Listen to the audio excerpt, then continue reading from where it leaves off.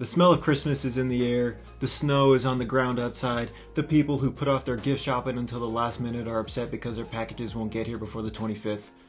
Yep, it's December, which means it's almost the end of the year, which means it's time for 2021 Top 10 lists. Or more specifically, because I only have one, my Top 10 Christian albums of 2021.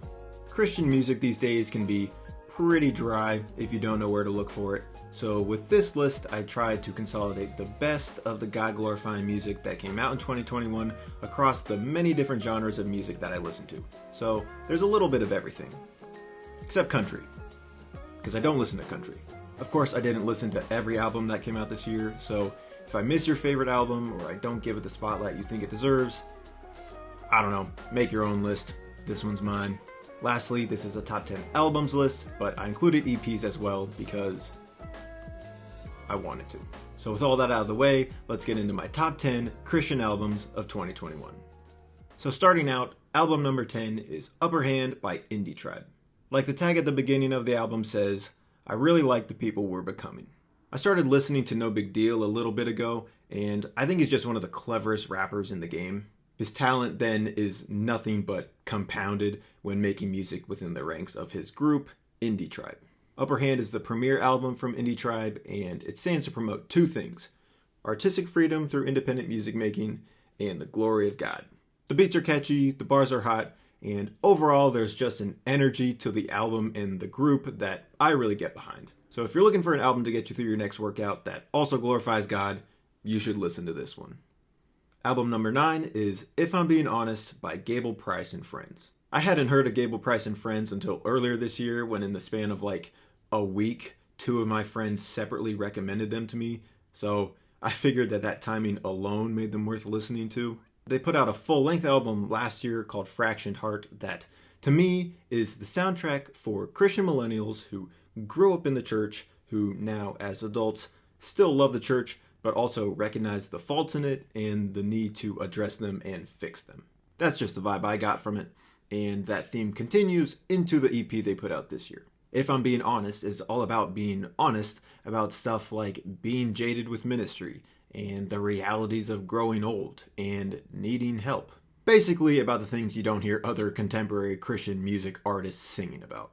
As someone who doesn't have a ton of positive stuff to say about the contemporary Christian music genre, Gable, Price and Friends are a breath of fresh air whose relatable lyrics, I believe, will take them places.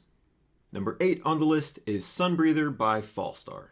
Fallstar is another new band I discovered this year, and the more I listen to them, the more I appreciate them. Sunbreather covers a lot of ground in its content, from personal issues like struggling with depression, to social justice issues like what our response should be as Christians to things like police brutality and mass incarceration, to a lot of just general introspection of the Christian mind. What I like most about the band and the album is how genre blending they are. Like, it's undeniably a hardcore album with screams and driving guitars, but there's also some rap elements in a few of the songs, and some pop elements in others, and some electronic elements in others. So it's a little bit less classifiable than the other albums on this list, which makes it fun to listen to.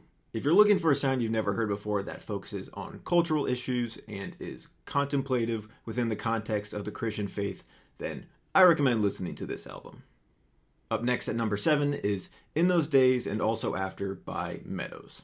In Those Days and Also After is actually a compilation album of the 3 concept EPs Meadows has put out over the past 4 years that tells the overarching story of a family whose father walks out on them, the family struggle to process his absence, and the father's eventual return and surrender to Jesus.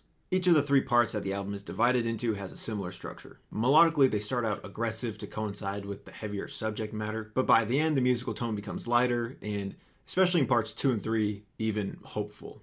And it's these final songs in each part where the album shines the most for me. Like, I love aggressive music, but when hardcore bands choose to intermittently dial it back, and in this case explore themes of hope and redemption in Christ, it just doesn't get better than that. Meadows wasn't on my radar before this year, but I'm definitely going to be keeping an eye on them going forward. Number 6 on the list is Old Church Basement by Elevation Worship and Maverick City Music.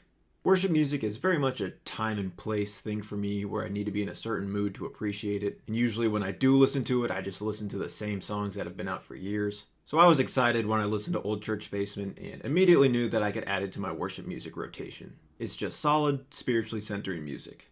Nothing crazy, but still very good.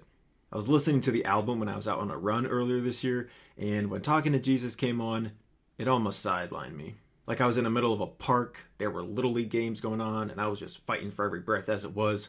But then that song came on, and it just makes me choke up every time I listen to it. And I had to run faster just so people didn't see me babbling like an idiot at 9 in the morning. But I think that speaks to the Holy Spirit's presence in the music, and still every time I listen to the album, I feel God's closeness. Up next at number 5 is Clouds by NF. The fact that NF put out this mixtape just to hold fans over until he's ready to release his next full-length LP is crazy, because even as just a little something to take the edge off, Clouds is NF at the top of his game. It's got lightning quick bars, it's got narrative storytelling, and it's got that brutal soul bearing that we've come to expect from NF. I don't personally consider NF to be a Christian artist in the traditional sense of the term, as much as I see him as an artist who is a Christian. Maybe that's not the most necessary distinction in the world to make, but I think it does explain why Christian themes aren't as immediately recognizable in this mixtape as they might be in other albums on this list. But they're definitely still there, and I still appreciate them. I also really dig the features from Hobson and Tech 9 on this album. I think they add a nice change of pace to things. Also, the fact that NF got features with them shows how he has considerable influence even outside the Christian sphere, which I knew he had. But still, it's cool to see artists who are Christians not get pigeonholed into strictly Christian circles. Coming in at number 4 on the list is I Won't Survive by Convictions. I Won't Survive, as the title implies, tells the stories of different people who are struggling to survive these seemingly insurmountable things. PTSD, depression and suicidal thoughts, grief over losing a loved one to suicide, and cancer. And the album is just a candid look into the different ways we as humans suffer. But, as the opening line in the song Teeth off the album says, through our suffering, we are all connected. Jesus said that we would have troubles in this world, but to take heart because he has overcome the world. And the whole purpose of the album is to show that even though we all go through seemingly unsurvivable trials, we are not alone and we ultimately have hope.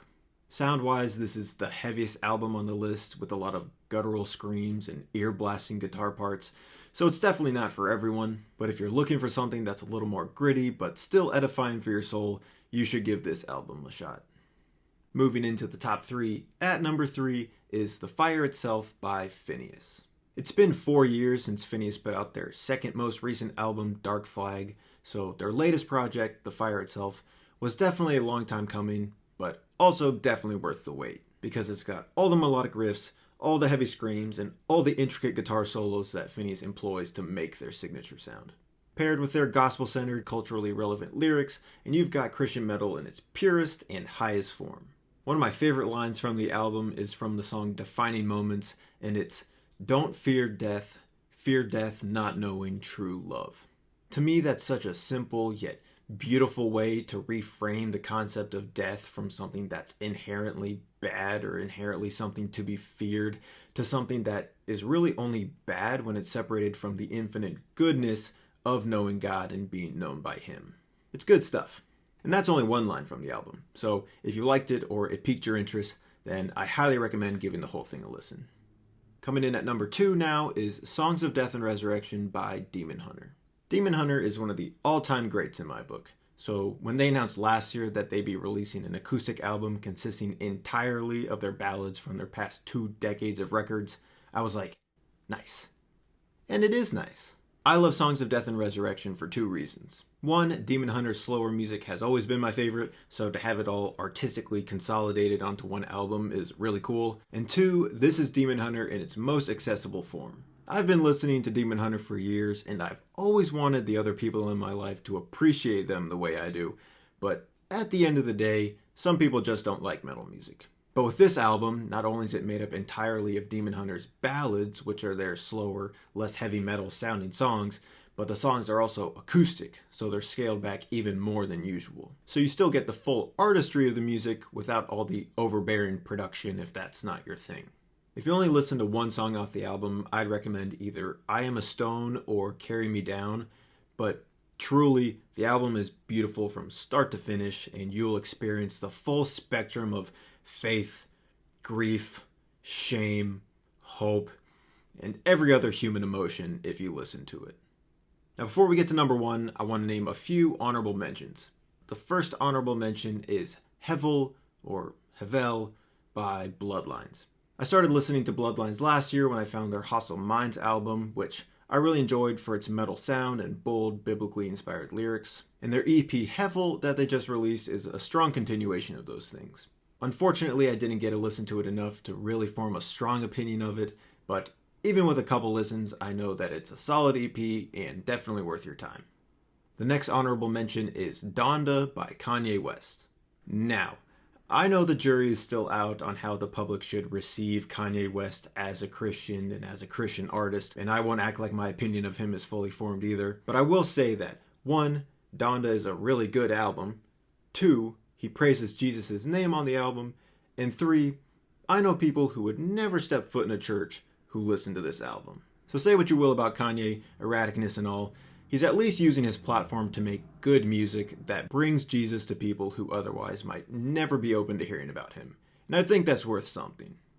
My last honorable mention is Only One by Hunter McNeeel and Nordquest. This is not an album or an EP, but it is a shameless plug for the single that I put out earlier this year with my good friend Hunter McNeeel and our producer friend Famless. I wrote the lyrics for the song, Hunter sang them, and overall I'm really proud of what we made.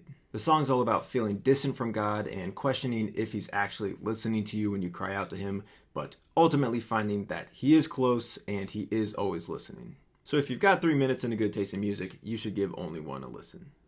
And now, the moment you've all been waiting for, my number one Christian album of 2021 is Neverland 2 by Andy Mineo.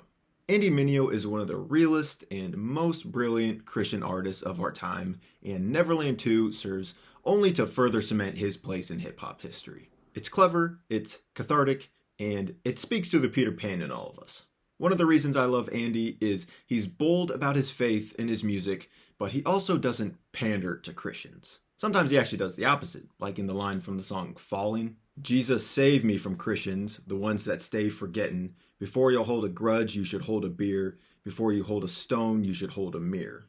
Like, he's not concerned about saying something that might ruffle people's feathers or lose him some followers, because he knows who he's making music for. He's making music for the glory of God and for everyone else who wants to join him on that journey. So even for me, being the small-time creator that I am, Andy inspires me to make the content I want to make and to take heart knowing that if I'm doing it for the glory of God, not all people, but the right people will come alongside me on that journey. I also love Neverland 2 because Andy tackles relatable subjects in a way that only a true artist could. Like the song Trying off the album isn't just good because Andy shows how he struggles like the rest of us with trying too hard to be perfect sometimes, but also because he does so in such a verbose way that truly seems to touch on everything we try too hard at. Trying to speed the process, trying to stop reading comments, trying to find some confidence. I'm trying to find my keys. Trying to outrun sadness, eat more salad, trying to leave my baggage, but I keep on packing. It's just the way he expertly weaves all the big and small things in life together that shows his artistic ability and makes the song memorable. And I could keep going if I wanted to. Nobody's Coming is one of the most touching and inspiring songs Andy's ever made. I love Cross My Heart as one of the closing songs on the album. Been About It and Coming In Hot, the 2 songs he did with Lecrae, are super fun to listen to. Just listen to the whole album because it's good, and it's real, and it's good, and it's real, and it's worth your time. So there you go, my top 10 Christian albums of 2021. I'm sure I missed a few, so let me know in the comments what other Christian albums came out this year that I should check out. Also, let me know what albums and artists you're looking forward to hearing new music from in 2022. I know for me, I'm super excited for Wolves at the Gate's new release, Eulogies, that's coming out in March. I'm also hoping to hear some new stuff from King's Kaleidoscope, since it's been almost 3 years since their last full album drop. If you enjoyed this video, please give it a like and subscribe, as I have more videos just like this one on the way. Thank you so much for watching. I appreciate you all very much, and I will see you in the next one.